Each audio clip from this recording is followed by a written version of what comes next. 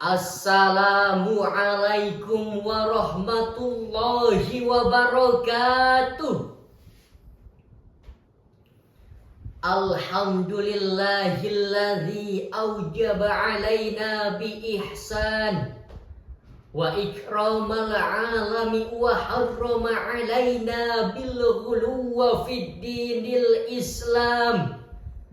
Assalatu wassalamu ala sayyidina Muhammadin khairil imam wa ala alihi wa sahbihi sabiqina bil iman. Amma ba'd. Dewan Hakim yang kami muliakan, hadirin sebangsa dan setanah air yang kami banggakan. Perkembangan teknologi digital, khususnya dalam media sosial yang pesat dan masif ini, sangat mempengaruhi kehidupan bermasyarakat. Segala aspek kehidupan, tidak lepas dari keterikatan bahkan ketergantungan dengan teknologi, termasuk dengan aspek keagamaan.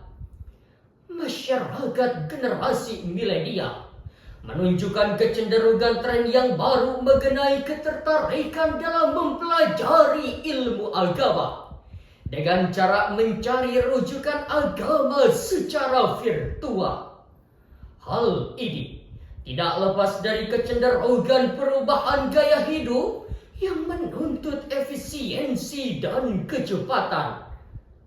Namun sayang hadirin, kemudahan akses atas informasi digital berbasis internet ini memberikan ruang kebebasan kepada para penggunanya, tetapi tidak memiliki aturan dan seringkali tidak dibarengi dengan kemampuan literasi digital. Sebagaimana penyebaran konten yang berisikan isu sensitif mengenai agama, seperti yang dilakukan Elia Myron pada tahun 2023, dengan menunjukkan intoleran dan arogan terhadap agama yang mengakibatkan peperangan di sosial media. Perdebatan terjadi dalam waktu yang cukup lama, penyampaian ketidakpuasan sengketa kepada pihak kedua, bahkan menjadi pemicu terjadinya konflik vertikal, diagonal, dan horizontal. Lalu bagaimanakah cara mengantisipasi informasi digital agar tidak menjadi pemicu perpecahan dalam beragama? Sebagai jawabannya, moderasi beragama dalam platform digital adalah tema Syarhil Quran yang akan kami uraikan pada kesempatan ini dengan landasan Al-Quran, Surah Al-Baqarah, penggalan ayat 143. A'udzu billahi minasy syaithanir rajim.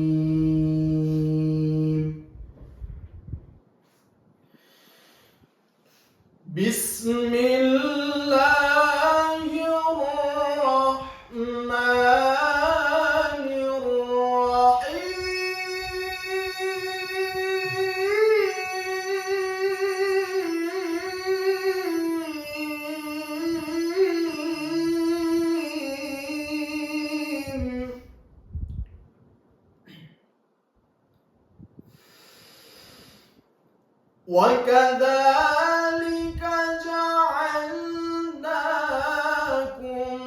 أُمَّةً وَسَطًا لِتَكُونُوا شُهَدَاءَ عَلَى النَّاسِ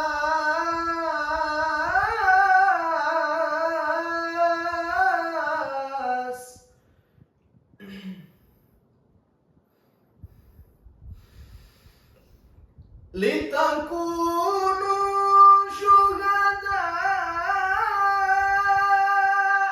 عَلَى النَّاسِ وَيَكُونَ الرَّسُولُ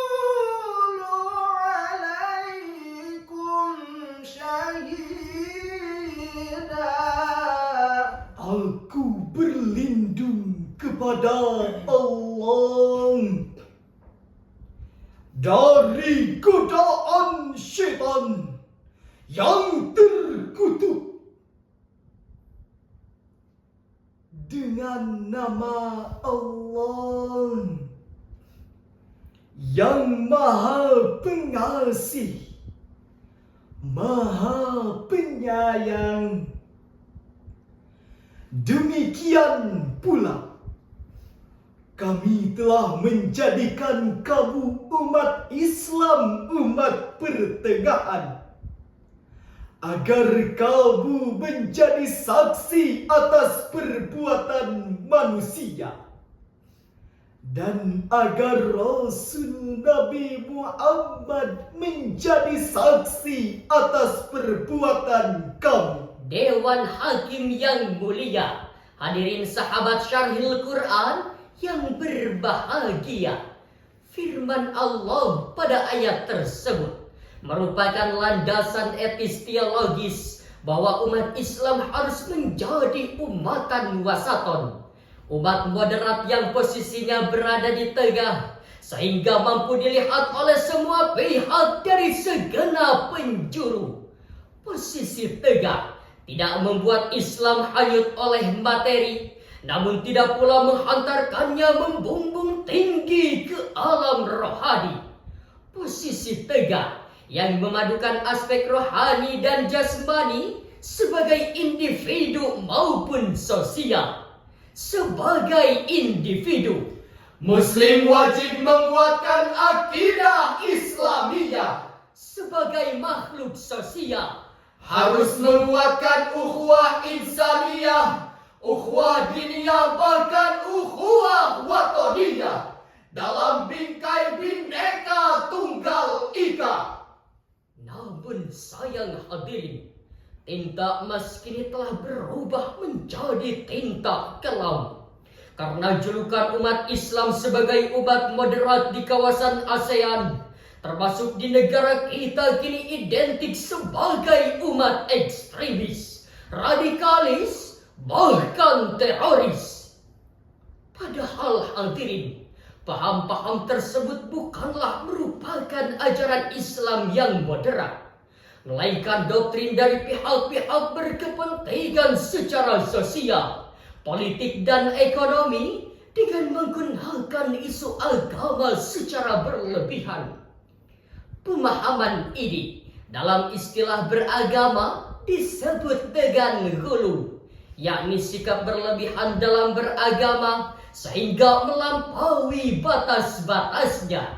Demikian penjelasan Ibnu Hajar Al-Asqalani dalam kitab Fathul Bari jilid 13 halaman 278. Padahal dengan tegas Rasulullah Sallallahu Alaihi Wasallam mengingatkan, Iyyakum wal ghuluwa fid din, fa innama ahlaka man kana qablakumul ghuluwu fid din. Jauhkanlah diri kalian dari gulu berlebih-lebihkan dalam beragama, karena sesungguhnya sikap gulu telah membinasakan orang-orang sebelum kalian. kemudian timbul pertanyaan, bagaimanakah solusi menumbuhkan sikap moderat dalam kebinekaan menurut Al-Quran? Sebagai jawabannya, mari kita simak firman Allah dalam Al-Quran surah Al-Mumtahanah ayat 8. لا ينهاكم الله عن الذين لم يقاتلوكم في الدين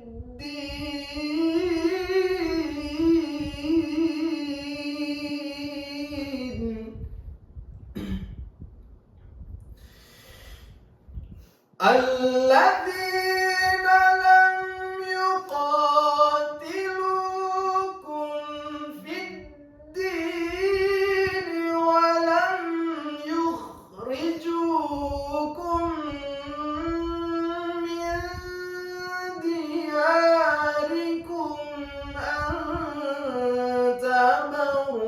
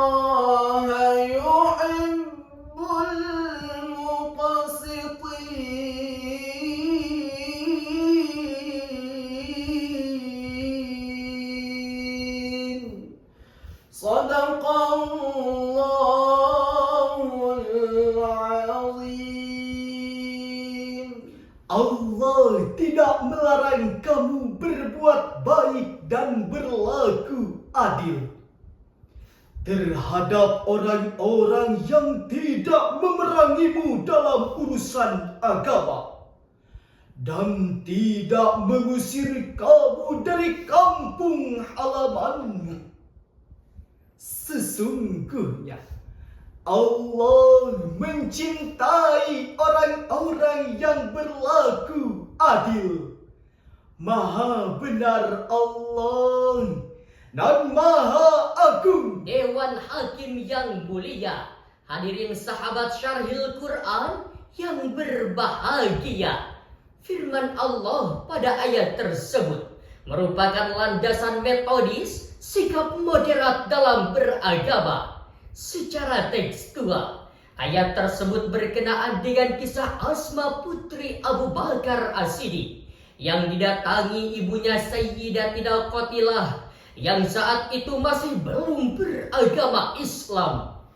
Asma pun bertanya kepada baginda Rasul, "Ya Rasulullah, bolehkah hamba berbuat baik dan menerima pemberian Bunda Qatilah yang tidak seagama?"